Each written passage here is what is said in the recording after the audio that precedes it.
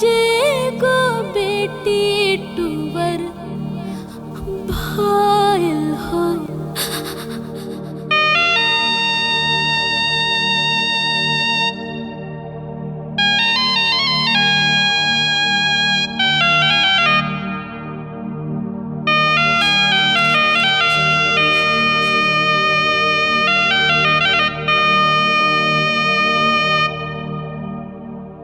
पापा जी के साया छूटा, मम्मी के ममता रूठा।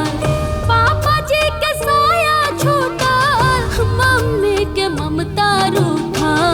आहो मोर रामा आज एगो बेटी टूवर भायल हो राम। आहो मोर रामा आज एगो बेटी टूवर भायल हो राम।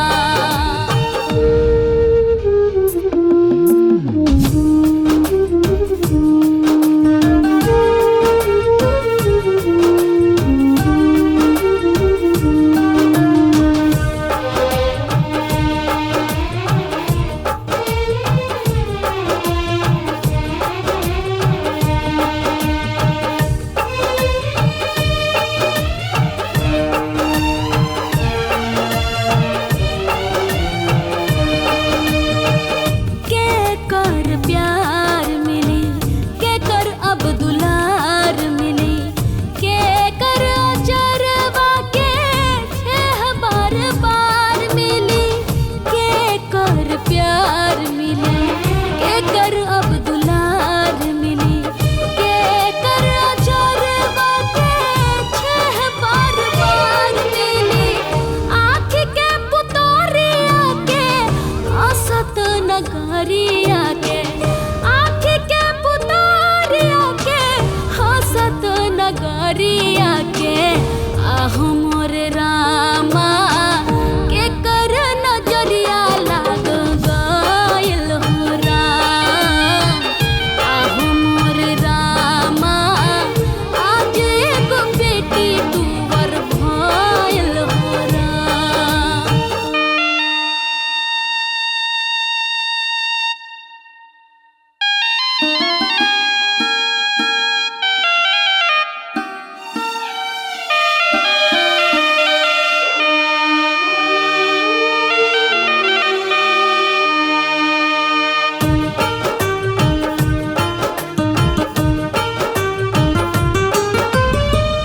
भाग्या तजार गइल, सब कुछ उजाड़ गइल।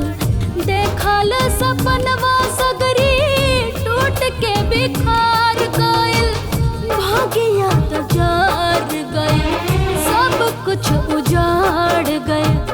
देखल सपनवा सगरी टूट के बिखार गइल।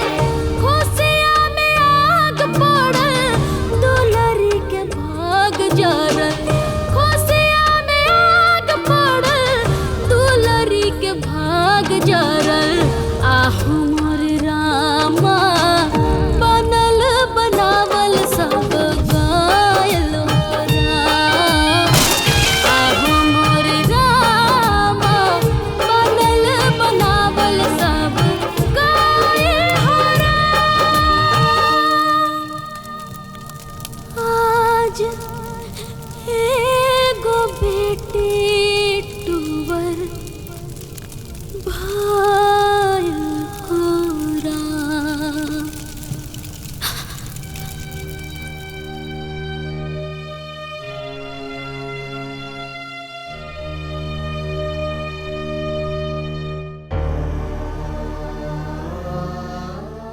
बेटी, समधिन और समधी जी के गुजर गईला का दुख हमरा के भी है।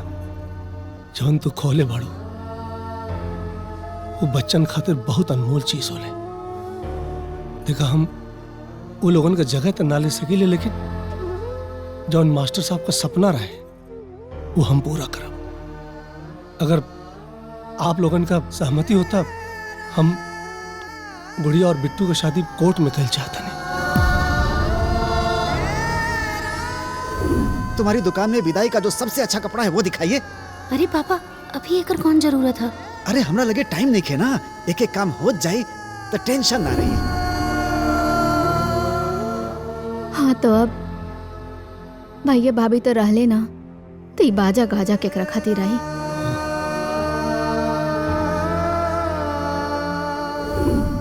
द्वार से लेके समियाना तक पूरा रोलेक्स खिंचाए के चाहिए। जी मास्टर साहब। हमारो तो एकदम जगमग करे के चाहिए।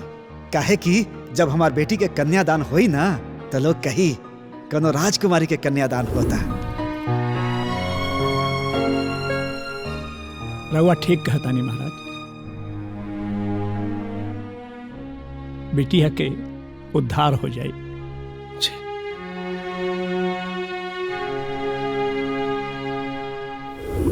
42 साल बाद हमारा खानदान में हमार बेटी भैल बिया।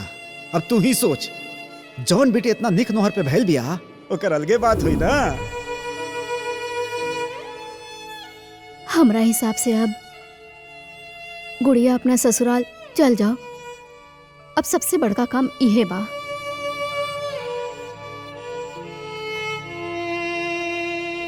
भले दुनिया अपन बेटी की विदाई यार कार से करत हुई, लेकिन हम अपन बेटी की विदाई डोली से करब। और वो अपना से बनवाई, उनमें मखमल के पर्दा लगवाई। अत नहीं ना होकर पहला कहार हम ही रहा।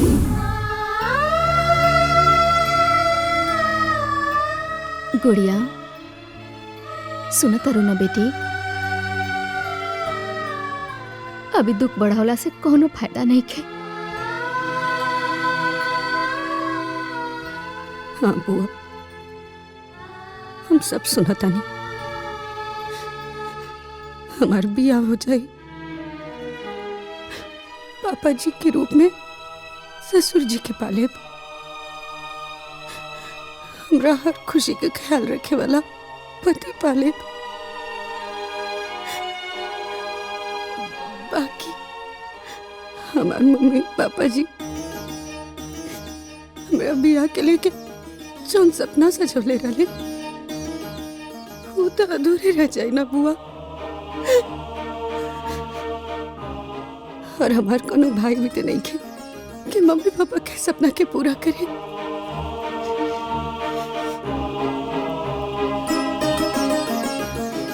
तो अपना माँ पापा के हर सपना पूरा करे की जिम्मेदारी हमार बा।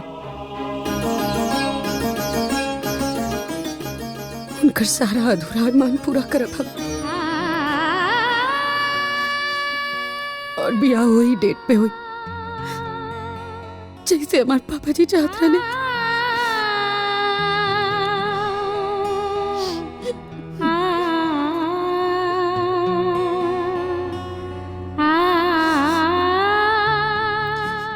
ठीक है बेटा, जैसन तो हर मर्जी।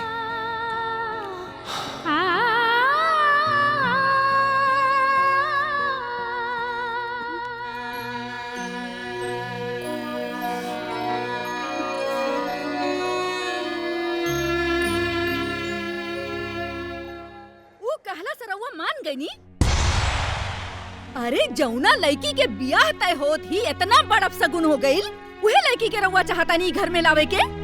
अरे दमाद जी एगो बदकिस्मत लड़की के घरे लाइब तरौरो किस्मत खराब हो जाई। पढ़ल लिखल होके काहे नहीं के बूझत। माई ये का कहताड़ू? हाँ का कहतानी? तोरो के बतिया नहीं के बुझात? अरे ई त गनीमत था कि अब सगुन ऊ घर में भइल बा। अगर उहे अब सगुन ई घर में होत ना, कहीं के ना रहती बिटिया, कहीं के ना रहती। कुछ भी मत बोली अम्मा जी। हानि लाभ जीवन मरण सब विधि के हाथ में होला। ऐसा दकिया नुसी बात के हम ना माने ले। हाँ ना मानब। अरे आज ले कोनो बात रहुआ मन्नी है हमार जे आज मानब। अरे जरा आंख उठा के आसपास में नजर दौड़ा के देखी गांव जवार में, जौना घर में ऐसा अपशगुन होला उ घर में बियाह ना होला। अरे जौन गांव ज्वार बोला था जे ई समाज बोलेला, उहे ना कहे के पड़ी कि अपन मने से सब कुछ कह रहल बानी। ठीक बा, रउआ बहुते ना समझदार बानी, त जौन मन होके करी, जौन मन होके करी। हम आज के बाद कुछ ना बोलब। ना बोलब अब कुछ हम ना बोलब। आज के बाद ही घर में हम कौनो बात ना बोलब। करा लोग सब जोन समझ में आएगा। रवा ये बतिया तनी ठीक से ना कह सकत रहनी। रवा के तो पता बा राव ऐसन बात से माई कितना चिढ़े ले। तो जाके माई की मनावा, जाके मनावा। अरे तो माई भी आ हमार मने भी करम ना। मनावा जाके। ये घर में खाली दुइये लोग समझदार बना है, एक ही और एक इनकर माई।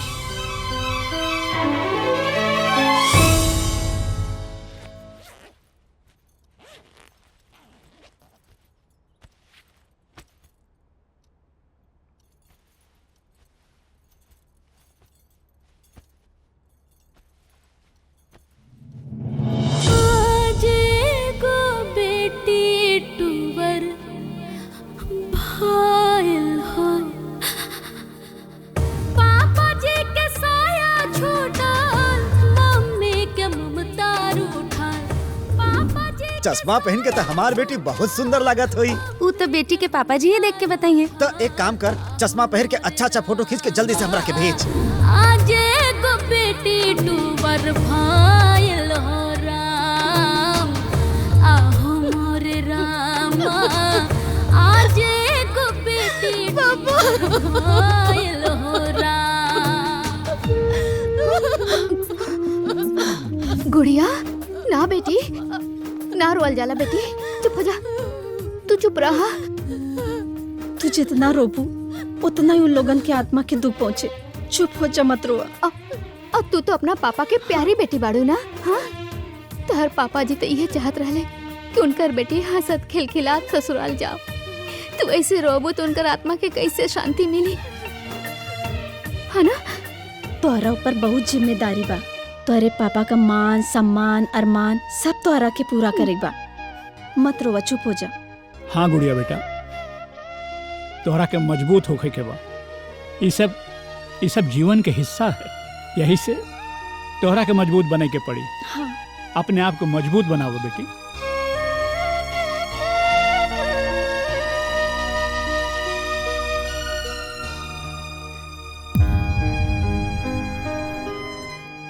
आज से राउर गुड़िया कबो ना रोई पापा जी, कबो ना रोई।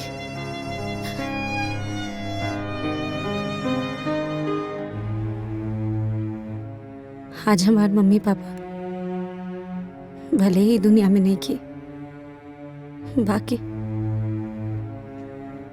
उनकर हर सपना हर अरमान अभी जिंदा बा। रउआ लोग तनिको संकोच न करब। जैसे जैसे हमार पापा जी सोचले रहने सब कुछ वैसे ही होके के चाहिए। उनकर कोनो भी अरमान अधूरा ना रहे के चाहिए। अगर कहीं भी कोनो भी कमी हो गई ना तो हमरा के बड़ा दुख हुई भैया। बहन तू तनिको चिंता मत करा, शादी में कोनो कमी ना रही। ठीक बा बहन, बहुत काम बा, हम सब जाते नहीं। नमस्ते, चलो।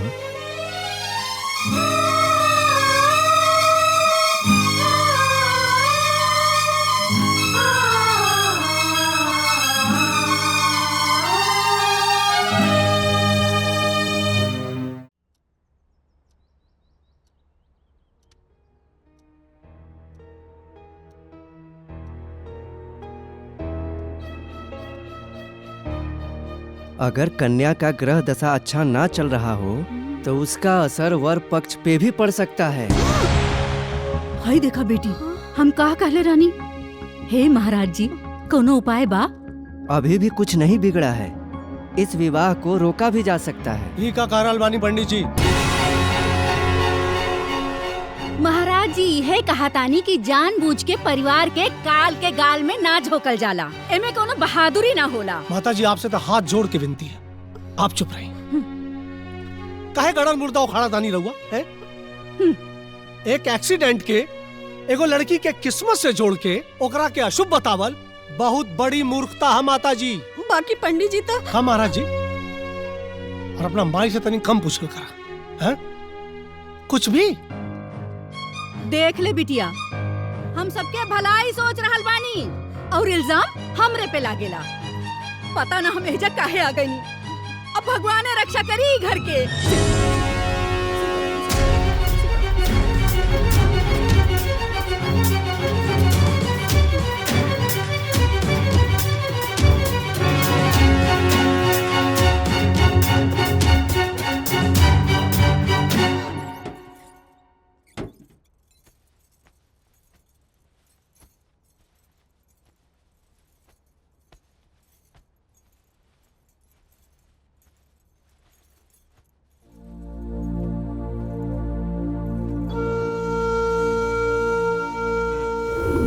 तोहरा के अच्छा घर मिल जाए तो हम मैया से मन्नत मांगले रहली, साथ घरे जाए, सबसे भीख मांगब,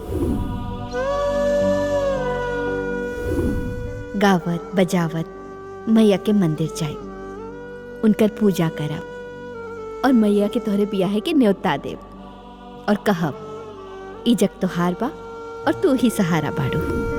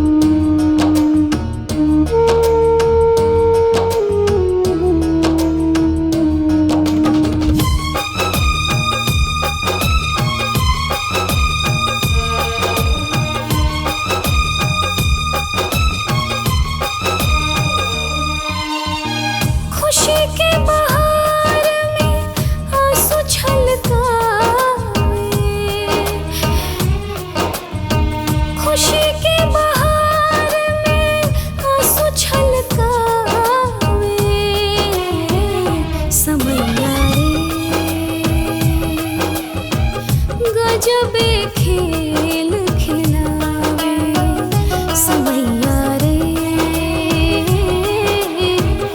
गजबे खेल